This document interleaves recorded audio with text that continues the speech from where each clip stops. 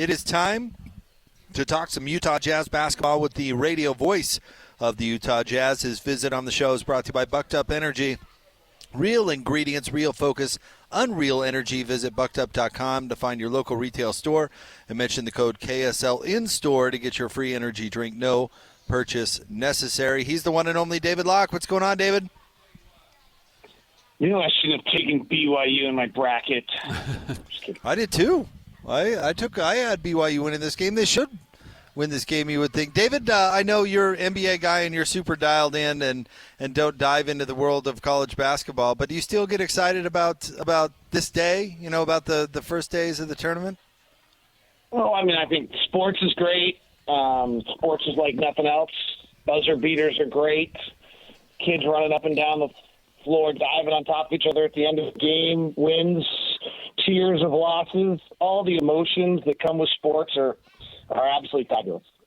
So, this is one and done, single display competition. It's great. Like there's very few things better than the opening weekend of the NCAA tournament in the realm of, emotions, storylines, underdogs, pressure, all those kind of things. So if you're a sports fan, you have to love this. David, I got asked an interesting question the other day in the mailbag that I do, and it was, if the Jazz win the lottery, just say move up into the top 4 picks, let's not even say number 1 overall, but move up into the lottery, does that make it more likely or less likely they keep the draft pick this year, or versus trading it? Or if they stay at 9 or 10, do you think a trade is highly likely? So if you're trading the top 4 pick of an NBA draft, you've got to get a player that you believe is what level?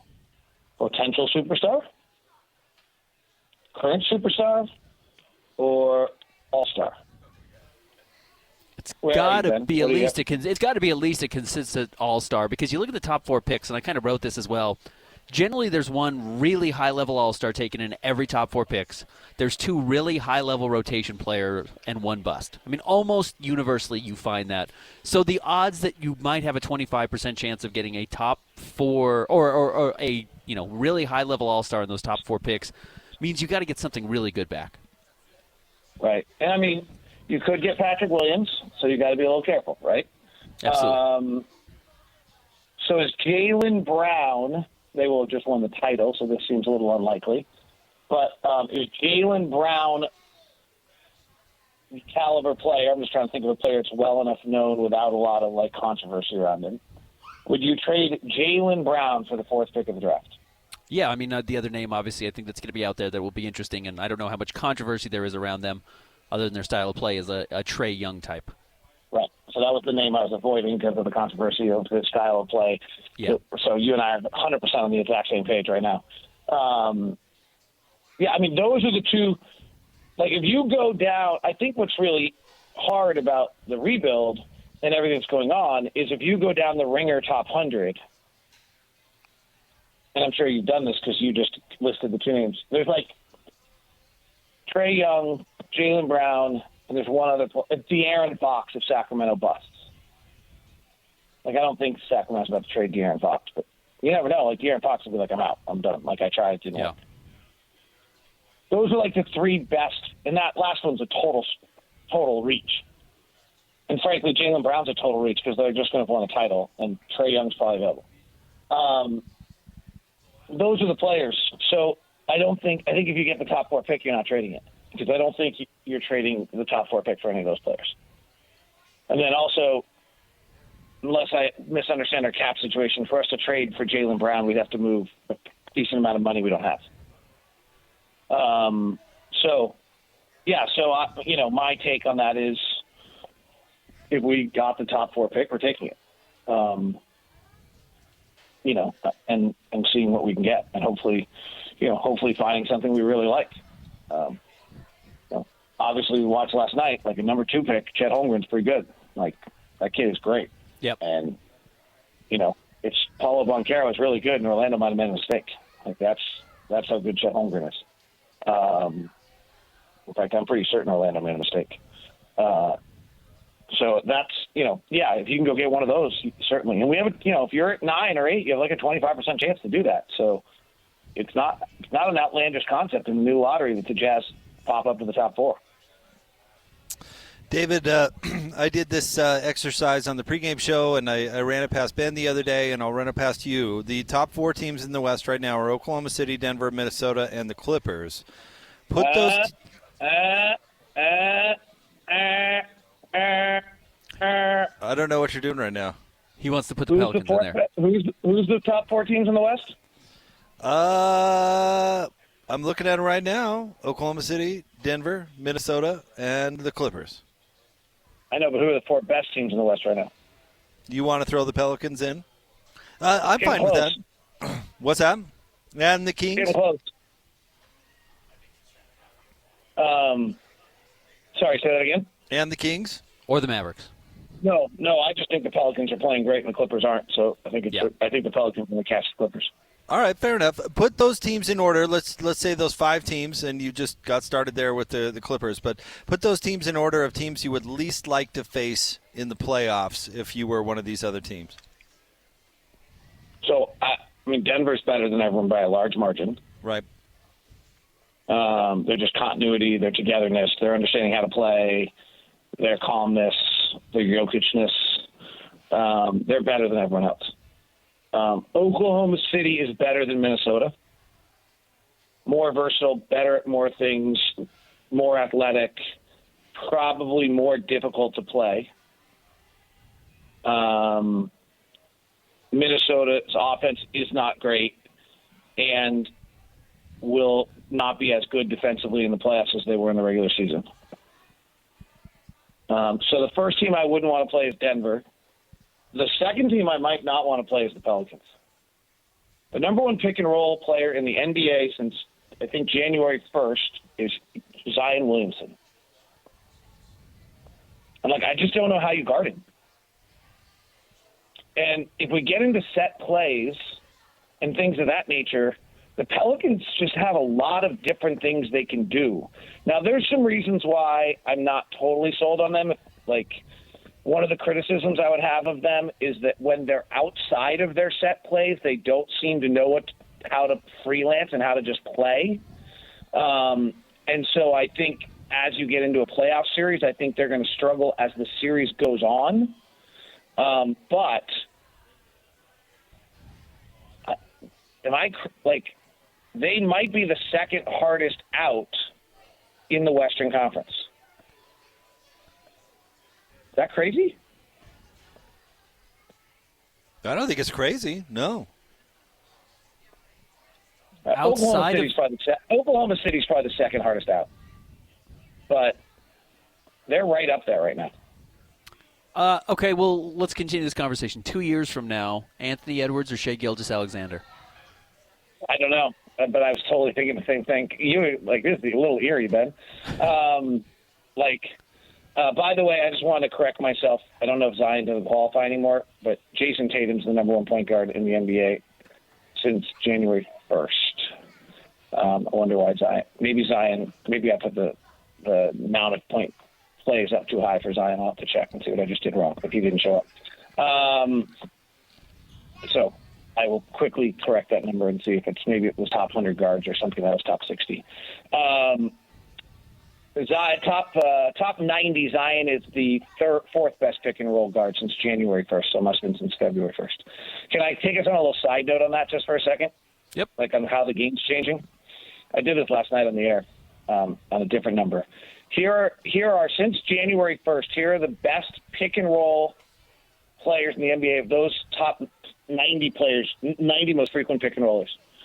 6'8" Jason Tatum, 6'8" Paul George, 7'1" Giannis Antetokounmpo, 6'9" and whatever else Zion Williamson, 6'8" Luka Doncic, Damian Lillard, 6'8" Scotty Barnes before he got hurt, 6'6" Jalen Williams, and then so the top 8, there's a point guard in that group. Everyone else is 6'6" or taller. Isn't that crazy? To where the league's going? At least I think it's crazy. But So Shai Gilgeous-Alexander or Anthony Edwards. I think I'm still going Shai Gilgeous-Alexander, but boy, Anthony Edwards has answered a ton of questions this year about time, score, understanding the game, pure talent. I think Anthony Edwards is probably superior. I think Shai's a better player at this point. Would you take either one of them over Luka? No. Who we'll see tonight, of course. You know, if I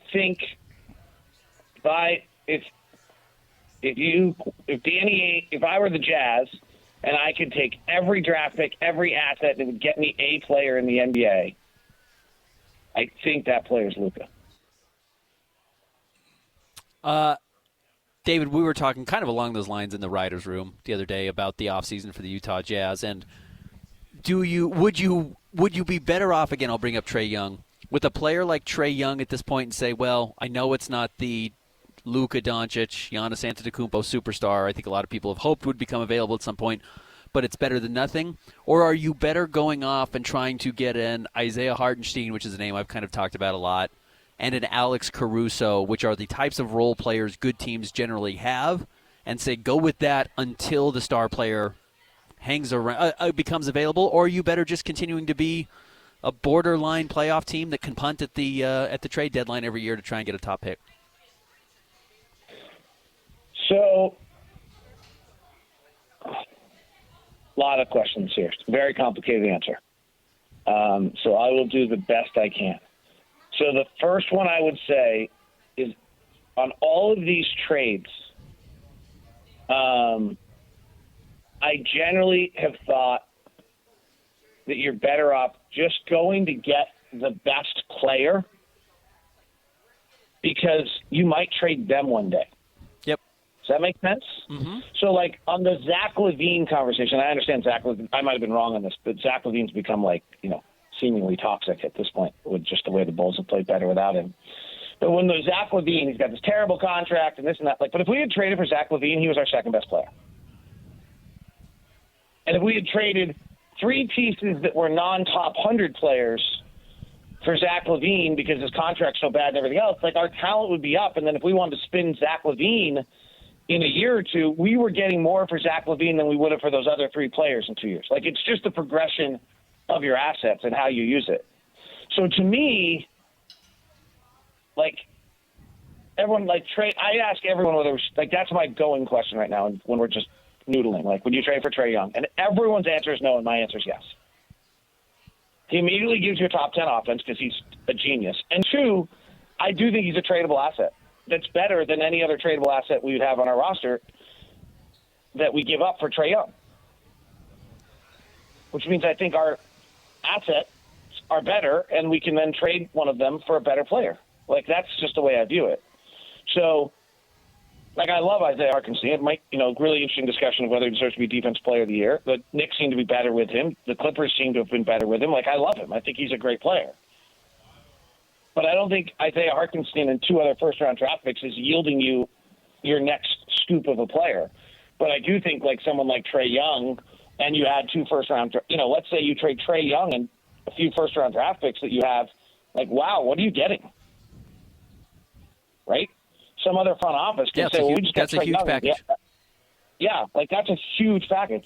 Isaiah Hartenstein, and I don't remember who the second player, Alex Caruso, two first-round picks is not a huge package. No. So that's how I view this, is like, what's the asset that we could move again? It also just depends on what you're trying. There's a bunch of things I think are really problematic in a rebuild. This is just sorry, I don't mean to just go on I obviously think about this all the time. So, like, two of the things I think are super in a rebuild are when you're asking young players to go beyond what their natural NBA level is going to be, and then you get disappointed with them. So that's Aaron Gordon, Kentavious Caldwell-Pope, Malik Monk, all those kind of players who actually are really good players probably for an NBA championship team, as Aaron Gordon's proven, and whose first team got super disappointed with them because they overextended what they were capable of doing. And then, but also to the player's point, Kentavious Caldwell-Pope looked around in Detroit and was like, oh, I'm the best player on the team, and then tried to play like it, and it's not that good. And same thing, Aaron Gordon. So the first thing is I think that, like, you can really lose some of these young players when if the field's just totally wide open for them and then they think they're the best player on the floor and then they're not good enough to do that, then everyone gets frustrated with everyone, and it's a bad script. The second thing that kind of plays into this is, like, let's say you have Aaron Gordon, and Aaron Gordon is a third piece on a championship team, proven last year, and really great at it. Well, if he's been your number one for 3 years, and then you bring in two players, he's not going to be okay being your third piece. He's only going to be okay being someone else's third piece. And so I think that's one of the things where the rebuild gets really complicated, is that when you suddenly have someone on your roster who's got high volume and really important and averaging 19 a game, and then you bring in your next two pieces and you tell that same player, let's say it's Kentavious Caldwell-Pope, oh, now you're going to be our fifth best player, and you're going to just sit in the corner and shoot threes, but for the last 2 years, he was the number two guy on the offense. He's not real pleased with that. And so I think these things are really hard to do, and so I do think there's some real value in having maybe Trae Young's not using Trae Young or Zach LaVine as examples. Maybe they're not your championship piece, but there's no real doubt what their role is, and maybe it puts everybody else in the correct role, and then you move them out for a better piece, and then you're a championship team, but you actually maximize all of your other pieces because they aren't miscast in the process. Does that make any sense at all? No. Absolutely. As always, David. Makes a ton of sense. You're always making sense. We appreciate you. Thanks for jumping on with us. Hopefully you'll find a spot where you can watch some of these games before the Jazz game tonight, and I'll talk to you on pregame. Thanks, David. Can I ask you guys a quick question? Can I ask you? I know you guys are running late. I have a quick question because I snapped today. I'm like super sour today. Never mind. I'm going to hold that thought. No, ask it. Ask away. Now we're it curious. up, yeah. How can the same people that are sitting around and about the Jazz trading three players at the deadline 3 weeks later claim the team doesn't have a direction? Yeah, Jake and I have both never understood the "there's no plan" conversation and narrative that's emerged. What David. the heck are people talking about? David, don't you have those people in your life who complain about everything? I mean, I really think about Kevin Graham first and foremost when I have this conversation. But you could hand them like $50 and they'd be like, "What? It's not 200?" You know, they just complain about everything. Well, that exists in fan bases where they're just going to complain about everything. And now, thanks to social media, they're louder than ever. So that would be my answer. Yeah, their volume got me today. Yeah, their volume got me today. And the idea, by the way, that OKC is like some master model is such crap. Like, I think most they fans hit get on it. Chet Holmgren and Jalen Williams and Shai Gilgeous-Alexander. Okay, so they traded for a really good player, and they had 1 million draft picks, and they've shot like 2 for 7 on them, and they hit on 2 of them. Like, what? That's not a model. Like what is that? Like, that's a plan? That they hit. That's their freaking plan. If they hit. Because Orlando and Sacramento and Washington arguably had a freaking plan too, and they didn't hit. Ever.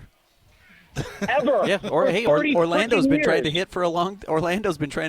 Time. Yeah. Minnesota's had the number one pick 3 times. They finally hit. Yeah. Right. They just didn't hit. Like, Jalen Williams is an awesome draft pick. That's awesome. They deserve it. Chet Holmgren was an obvious one, but it's still, they deserve it.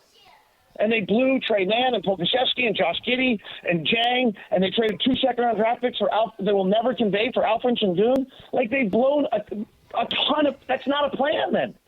Oh, my God, something didn't work. It's not – you want the most clearly vivid plan move I've ever seen? Trading Ochai Agbaji. To me, that was like – that's big guts right there. And they might have been right. Because the best thing you can do is trade a guy a year early than a year late. Like, if we were about to drop Ochai Agbaji from the rotation and destroy all value and we got a first-round pick for him, that's pretty awesome. Well, in simple pattern recognition, they did the exact same thing last year. Minus right. Ochai Agbaji. But you repeat the same process twice. That's the definition of a plan, right? You make the same trades at the trade deadline 2 times in a row. It's kind of obvious what they're doing. Right. I mean, if you just want to act like you're smarter than everyone and complain all the time and be unhappy, go for it. Super fun. Thank you, David. Thanks, Talk David. to you tonight, dude. Yeah. The one and only David Locke.